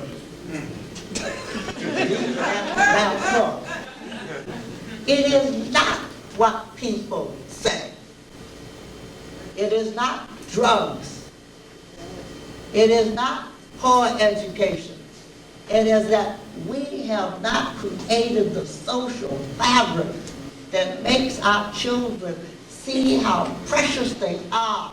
We have not put in the age grade realities that our ancestors had, that when you get to be 25, this happens. When you get to be 35, this happens. We sisters want father love. We don't want Prince Charming love. That only lasts at best 3 minutes. And that's if he's a frog that turns into Prince Charming. Most of them just stay frogs. We want these wise men, wise as John Henry Clark, brave as Malcolm, and as spiritual as Martin Luther King at 19. Because we haven't had that. Because we haven't recreated in the black community our social fabric where we use the genius of our men. So they try to stay young because we keep saying that old fool. We have thrown away our men. We talk about throwing away our young men. We don't give young men anything to look forward to becoming old for. I mean, everybody can't be John Clark. And if the black community doesn't begin to develop a style where the men are respected as much as the women, not just wanted for whatever you want, economically, physically, or because you need somebody to bring the garbage or the groceries in, but the essential quality of a man. He's got to be affirmed. We do nothing in this society to affirm our men. I'm sorry, sister. I'm sorry. Women put the cultural values in a community. And we have to begin to look at that. 650,000 young men between the ages of 18 and 45 are in prison. 98% of the ones in New York City jail are black. 96. This is not an accident. And it's not just about education, because I give lectures in there, they're bright as hell. We are not giving them anything to come out for. So we can have all these, and we can talk about all that the white man has done. But we have to look at what he took away from us. Not just the pyramids. It ain't even important about the pyramids. Not the 100 million people that went into the ocean. But we look at the 100 million people that went into the ocean, we need to look at people that became disconnected from their generation to generation to generation. We have young people who don't know anybody over 50, 40. You know, old people we shunned over into old houses. We need to develop something. So what I did, and I brought this to show you. This is one model that my partner and I created called Culture-Centered Multi-Level Learning Oral History. Lengthy. But what we did was we took some of these kids in college, the city and at my college, that weren't doing well with their skills. And we took them down to a senior citizen center that I'm going to join next week because I'm 62 weeks. But I'm on the board right now. And we had them interview, we bought them tape recorders, and we had them interview these old people. We gave them a set of questions, but they had to memorize them, because old people don't like you reading no questions. The people in this project were Sammy Davis Jr.'s mother, my mother, old Cotton Club women, hustlers and stuff. And these 20, 21-year-old kids on my campus in City College had never talked to 80 or 90-year-old people. They were shocked at how much information they got. And then they would type it up on a computer. I put them on a computer so they learn word processing. Then they would type it up and go back to the people. And of course, you know, old people would say, I didn't say that. And so they would come back and say, well, they said they didn't say this. And I said, well, then just correct it to you, and they agreed. And this went on for a semester. We were only going to have them type it up, but we got lucky and found a guy who knew desktop publishing. He taught us how to do this. Each kid did his own.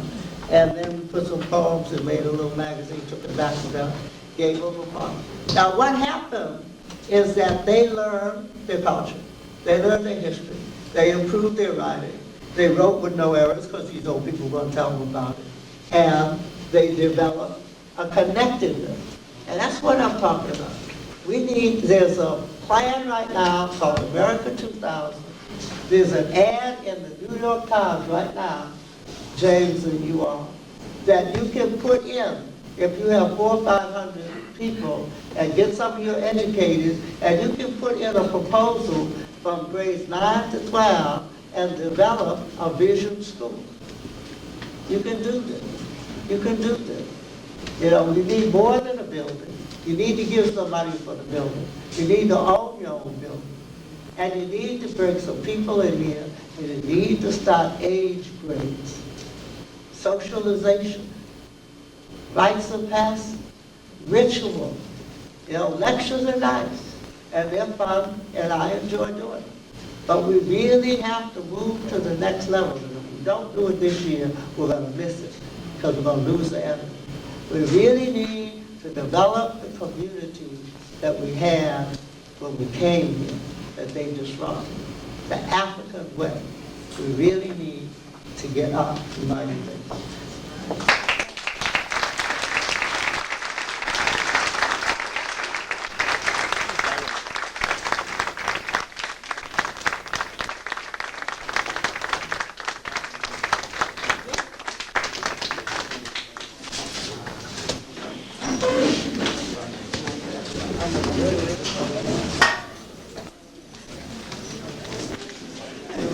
I know about the tribe she talks about. I just saw the videotape myself.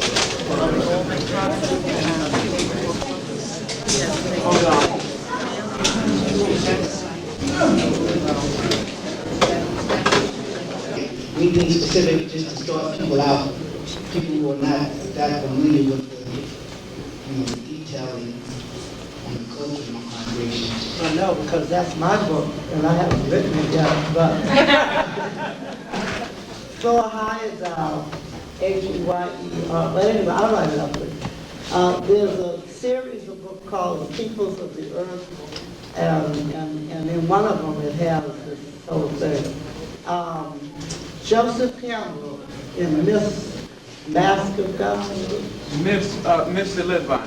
But he has a whole series of books. Joseph Campbell in his first, I think, is Mask of God. He does that oceanic stuff. Because I think these things out. And this brother sitting right there with the Kabbalion, and I opened it up and said, the all is the all. I said, I thought that was my idea. Comes out of astronomy. Okay? How you doing? I respect you and I respect your work and all other scholars. And I'd like to ask you a question concerning the U.S. Learn. Yeah. Would that have anything to do with the Christopher Columbus or this time and space now? Could you talk on that? Well, okay, so I may have you can take this number down, 1-800-USA-LEARN. In fact, I'm supposed to go to Washington and to 1-800-USA-LEARN. And when you call that number, tell them you want the America 2000. I don't know, it's around. 1-800-USA-LEARN. Now, what President Bush and Lamar Alexander of the Education Department have set aside $515 million, and it's already been in place for a year. So there are already some schools. And this ad that I saw today in the newspaper, I'm sure this is the lady, but it doesn't say that. And in this, they're going to create satellite schools that are going to speak to the Eurocentric interpretation of the world. And they're going to set up these schools, and by 1994, they hope to have these school districts in place all over the United States. And on the 4th grade, 8th grade, 12th grade, they're going to have competencies that you'll have to meet in math and science and language and social studies. So we know what that is. That means Columbus is telling us about America. And what's dangerous is that they're going to, when you come out of one of these satellite model schools, then that's going to determine whether you can get into college. Now, a lot of people figure, well, that's cool. Well, at my college is SUNY and CUNY, which is the largest university system in the world. They have already created their SUNY CUNY 2000, and they have already put in place entering requirements. How many of you are college?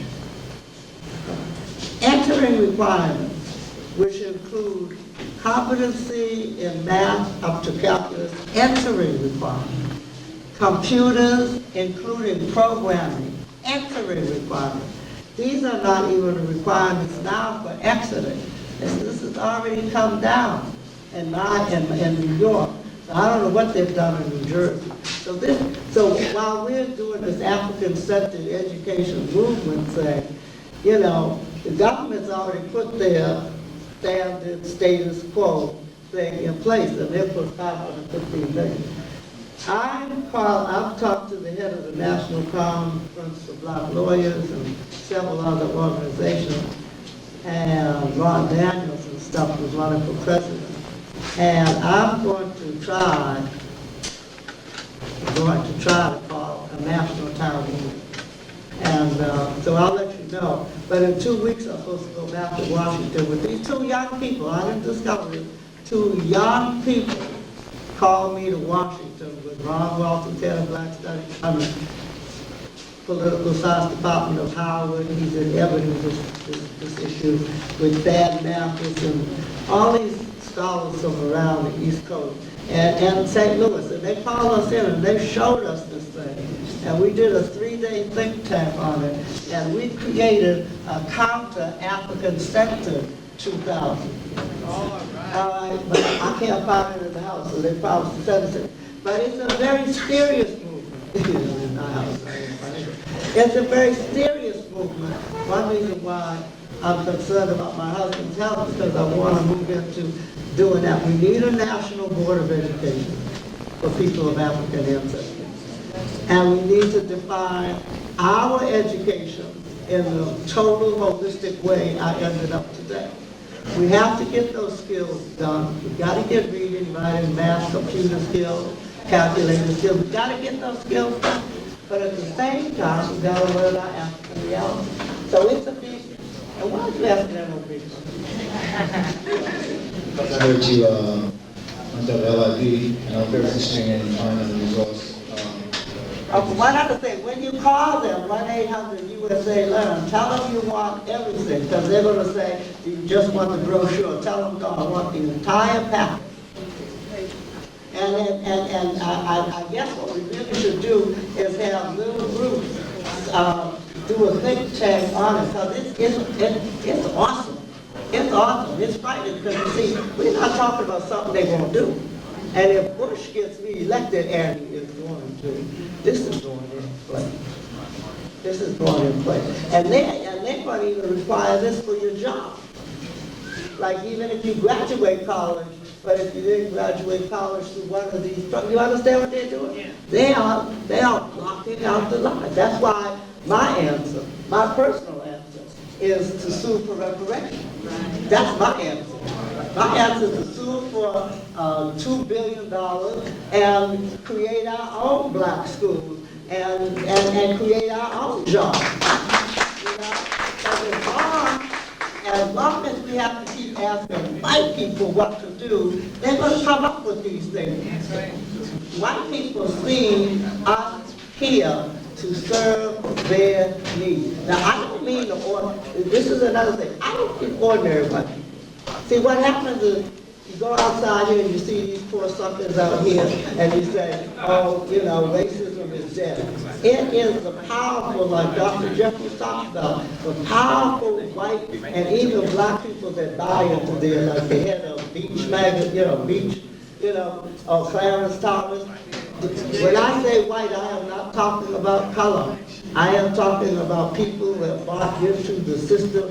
Because if you bought into this system was designed from Columbus coming here to destroy you, and there is nothing in this system to affirm you unless we collectively make that decision. May that just bless you, the love and prosperity.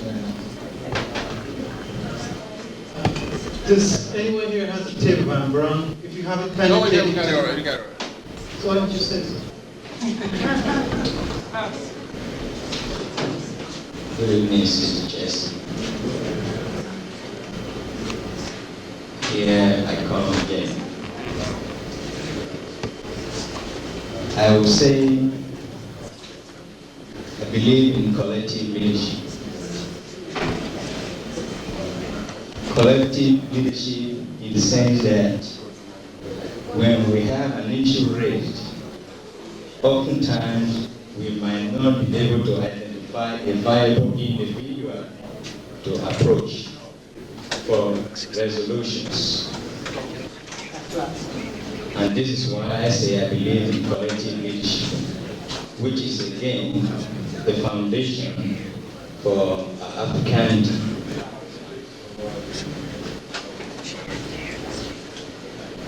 From the quotation in the magazine, were it not for the 10 million Africans taken from Africa, America wouldn't have been developed the way it is today.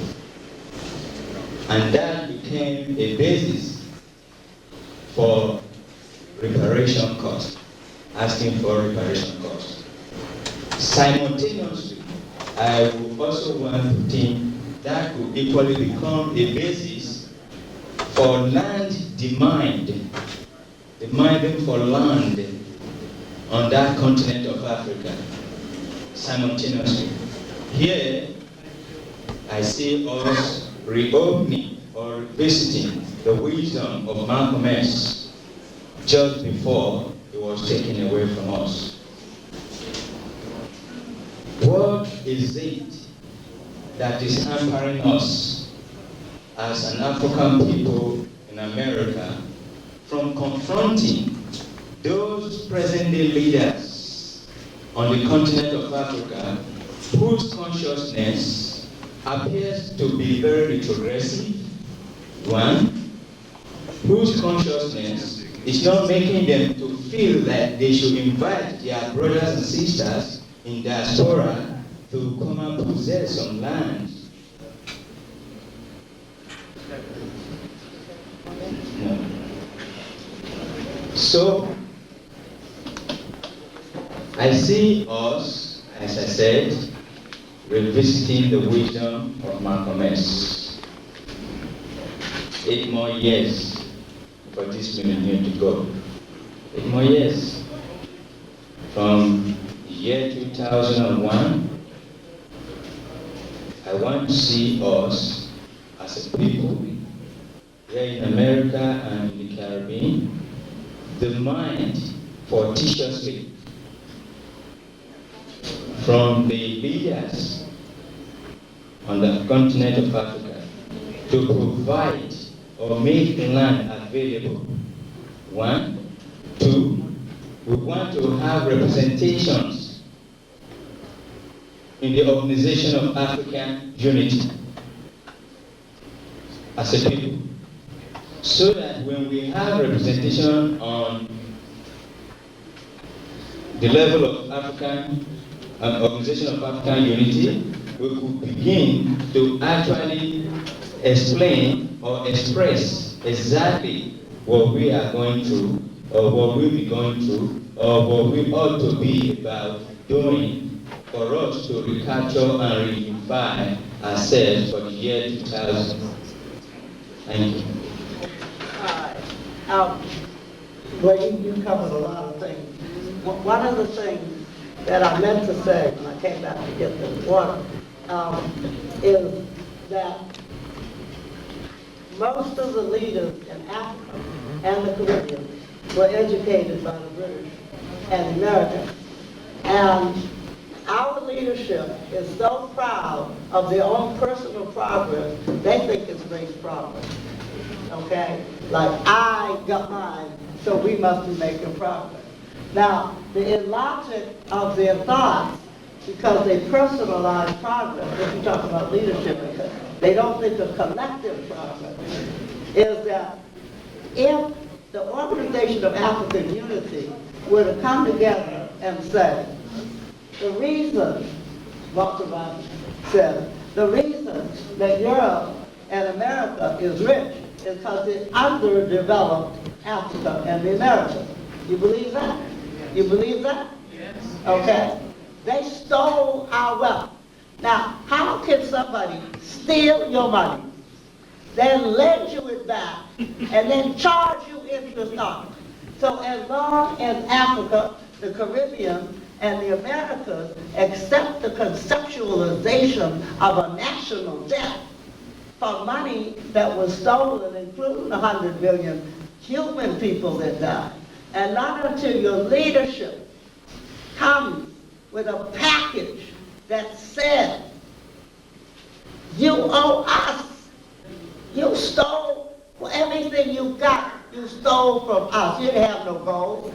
You didn't have no silver. You didn't have no people.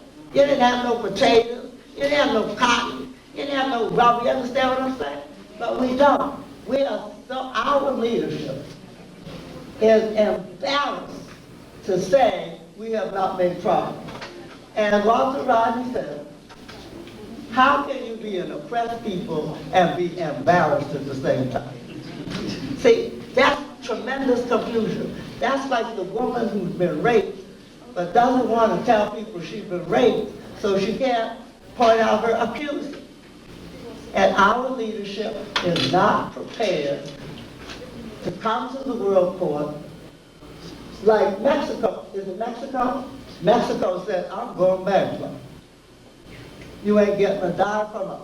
In every African country and every Caribbean country just shut down.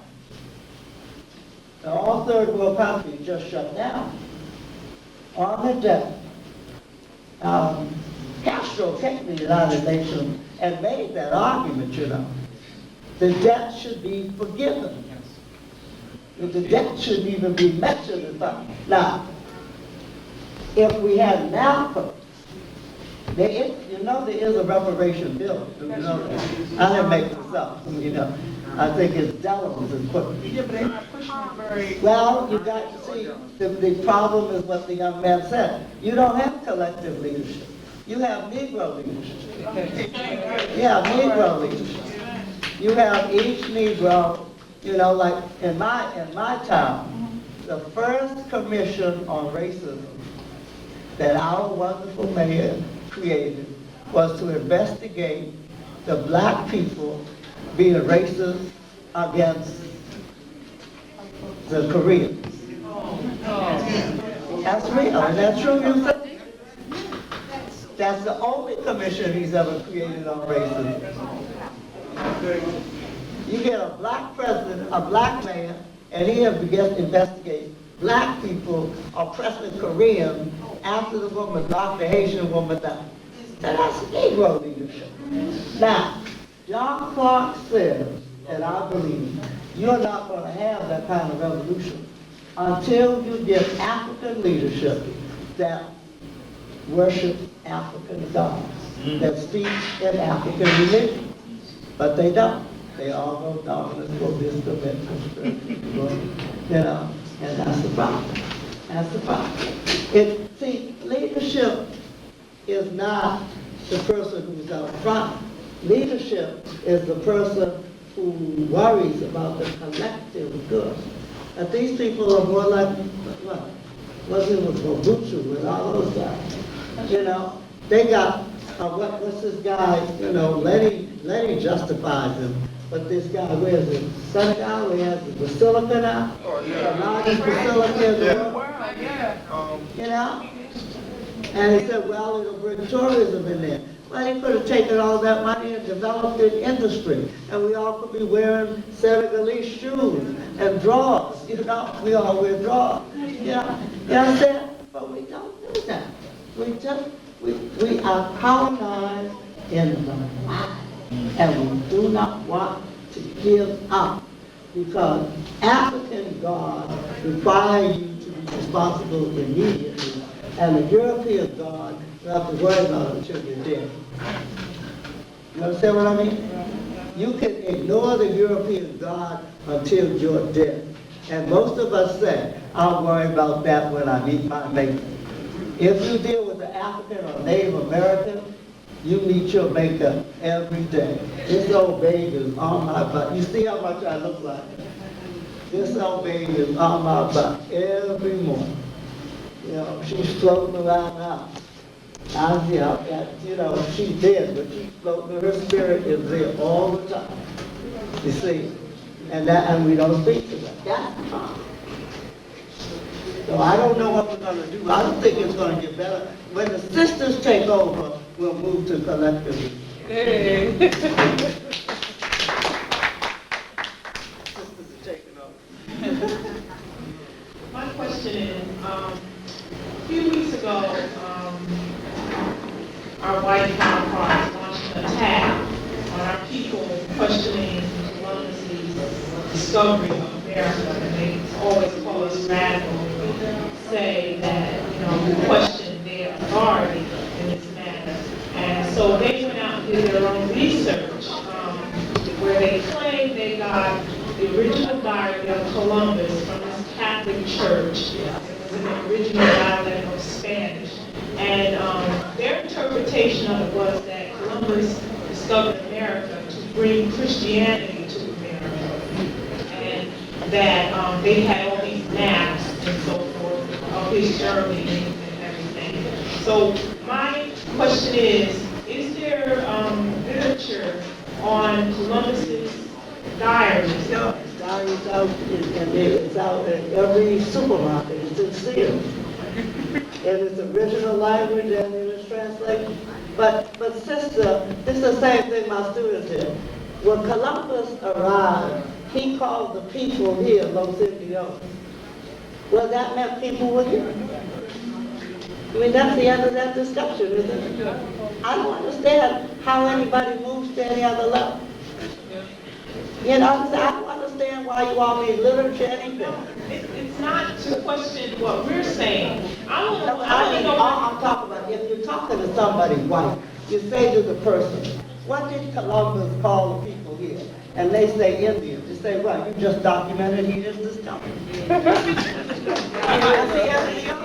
I'm not crazy. But what we're doing is now following our own logic. You say, well, did you discover it? Say, well, yes, when I was there, the people were looking at it. You know? Say, well, the people were looking at it before you got there. What are you going to, how can you discover it? See, you all have to challenge white people telling you lies and say, I'm not, you notice that on this magazine, it says when worlds collide. It doesn't say Columbus discovered anything. And it talks about the expeditions and the voyages. They don't say, and in California, they just took it out, period. They don't even call it Columbus Day, they call it the Indigenous Peoples Day. And what we have to say is Columbus Day discovered nothing except the shore that kept him from sinking in the ocean. Well, that was my attack. That's I all heard you do. Heard what they had to say in reference But to. the original diaries out there, they're out there. They go to see us. They got them right in the little book. Thank you very much. Good evening, Mr. Phil McIntyre. My first time hearing your presentation is excellent. I want to ask a couple of questions. One, I'd like to know, what is your perspective of Al Sharpton? Because we just talked about the kind of leadership that we need. I support it. Al Sharpton. That's one of the questions. Do you feel any animosity against him because of the fact that he was once with the FBI and it's been said that he had ratted on some of our people? Malcolm was once a pimp. You don't know what I was once.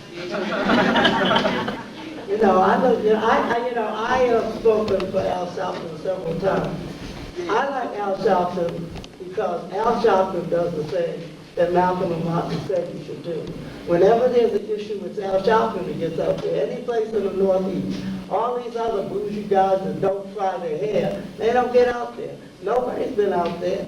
Nobody's been out there on any of these issues. Winnie Mandela got put in jail. Al Sharpton was out there because I was out there with him. You know, when the sister from Jamaica got raped, Al Sharpton was out there. When Pernell here in Teaneck got shot, Al Sharpton was out there, Darcy was out there also. And that's all you got to do for me. All you have to do for me is manifest and put your life on the line in front of my people, and I support you. I'll tell you, I am a nationalist. I've been 22 years in the African Heritage Studies Association. We brought in black studies and stuff like that. In 1960, six or something, my husband and I tried to go to the government to Nigeria someplace, 1965. And they took our profile and we sent in a letter. They were very impressed and they had us come up to Columbia. And I was a Malcolmite then. I grew up with North Carolina. My husband was in the choir in the very first one. And so we went to Columbia and filled out these psychological profiles and they threw us out. But I know a whole lot of people that went to Africa, including Dr. Jeffries, that passed their profile. Now, I know how long I've been a radical. You understand? But I love Dr. Jeffries. I put my life on the line for him because he puts his life on the line for me. I'm not going to. I went out to California for Jesse. Jesse promised us we'd have a convention of progressive people. I support Ron Daniels. He stays in my house. I just was that's supposed to be a part of it every night. If you get out there and telling you when you make this stuff, because I've had them, now I put the paper out on the slave trade for Dr. Jeffries when they knocked the cars out and sliced the tires. I've been there. I know what that's like. It ain't your philosophy that worries me, you know? And so when people put themselves out front and are willing to get killed for you, they work for the FBI, yes. 2 people, 3 people, 4 black people killed now. In front of them. That none of us, including myself, none of us ran to help them. And then people talk about Betty. Coretta Scott King and all the help in the world and is now issuing a Visa credit card from the King Center. Now, not 20 years ago when he was 16 years old. And I'll tell you something about being an informer for the government. Lots of times you don't know you're an informer. It's a very, have you ever talked to this guy? You had this guy come in and tell you how they bring you in and they coerce you, you really got to look at that. Malala Karenga went to jail for supposedly brutalizing women. You're going to give up funds?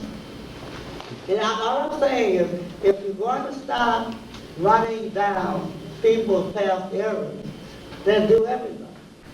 Queen Mother Moore was a madam at one time. She's certainly my leader.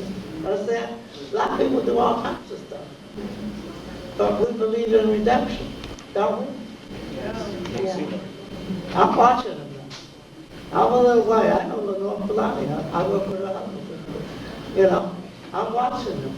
You know, he may make a mistake and then I'll pull back. But as long as he's up front for me, I'm going to be up front for him. That's what I mean, but I don't expect anybody to be perfect.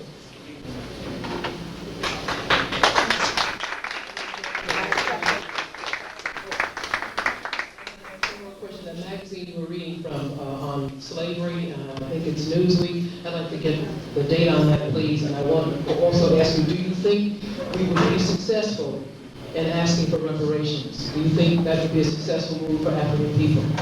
Of course. Of course we will be successful. Of course we will be successful. I don't even think about it. If we ever get together and ask for it, we'll be successful. The success is in the getting together, not the asking. Our failure is we can't even get together. Right? If we could ever get mobilized, we'd be successful. 35 million black people? God, they wouldn't even let soccer was stay in the corner. Thank you.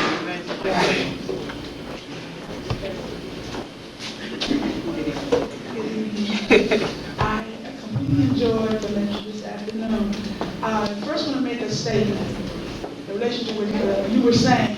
I feel that black people are the only people who will spend $20 million to build a church and employ one person to minister.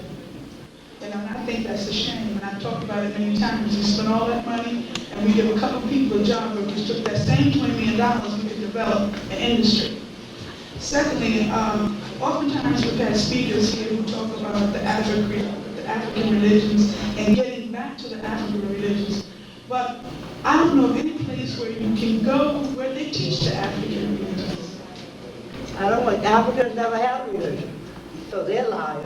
Africans had a way of life. They have total 24 hours you live it. Okay, then It's not a religion. All right, then it's not religion. But is there somewhere where you can learn the concepts about which they live? Well, you have to decide which you want to study. No, I'm just asking because Yeah, all you the could time study they with talk. Martha Vega, you could, there are plenty of places. I'm not going to name any, but there are plenty of places. There's what is it, there's Society in Brooklyn? yeah, there are plenty of places, but it's a full way of life. It's not a 11 to 12 or Sunday morning. I understand. Yeah, so we can immerse you. Okay, thank you. I just came out to acknowledge and to thank the ancestors for getting me here today. Most of you that know that Shashi and I are very good friends and I love her very much. And we used to run up our phone bills because once we got on the phone with each other, we couldn't get off. And then I moved upstate and I have been seeing Shashi at the rate of once a year. And this is my first time this year. And when she saw my face, she was like, "Is that really you?" And I was like, go ahead, you know. But I just wanted to say this.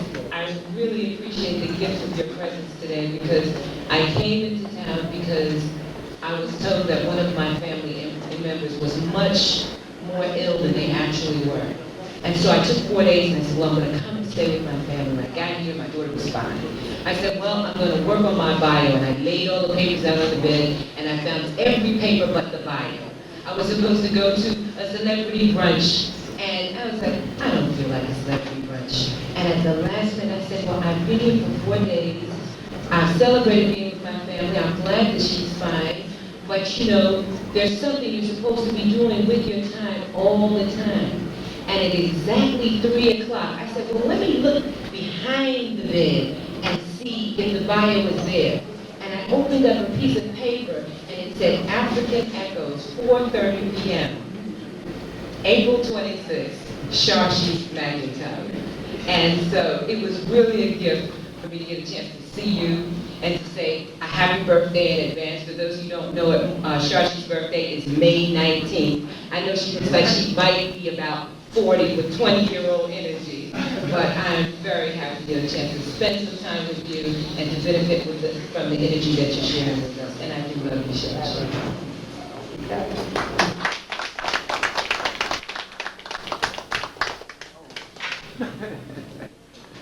I guess I'm supposed to wrap up. Yeah.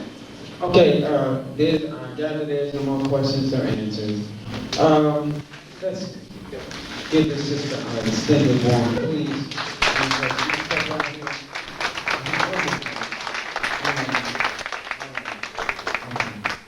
All right, I know there's a whole bunch of information that she gave us today about where we can run to get this, that, and the other. So just be patient and try to get as much as you can, because we do know her husband is in the hospital ill, and I'm quite sure he is one of you by his side. Okay. All right. Now, okay. All right. Remember, next Sunday, May the 3rd, we got Professor George Simmons, or Dr. George Simmons. Anyway, be here and bring someone with you. Hotep and everybody have a wonderful weekend. I love you all.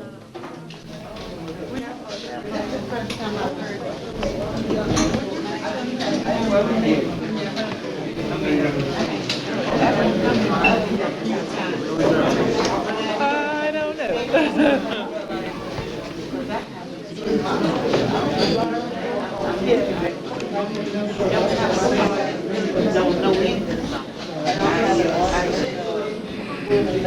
From the picture, from where they got at the face. Then when we was passing in the other house, you saw those pictures when they found the faces. This is one of the face more beautiful. You can see the lips, the nose, the eyes. This is completely negroid face, and the weight of this face is 25 tons. We're wondering how they